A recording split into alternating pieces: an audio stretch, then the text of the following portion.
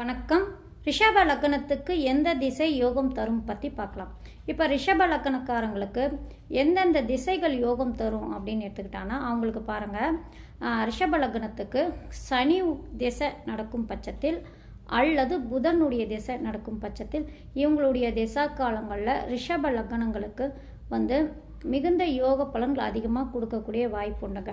இந்த கிரகம் பாதிக்கப்படாமல் நல்ல பலமாக இருக்கும் பட்சத்தில் சனி திசையோ புதனுடைய திசையோ நடக்குது அப்படின்னா மிகுந்த யோக பலன்கள் அதிகமாக நடக்கும். அல்லது குருவுடைய திசையிலும் யோக பலன் தரக்கூடிய வாய்ப்புண்டு.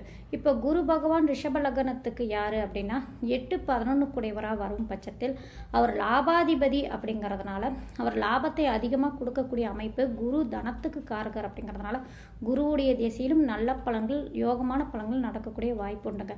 அந்த 8ஆம் இடத்துக்கு மறைந்து இருக்கும் பட்சத்தில் குருவுடைய திசையும் நல்ல பலன்கள் அதிகமாக நடக்கும். நன்றி, வணக்கம்.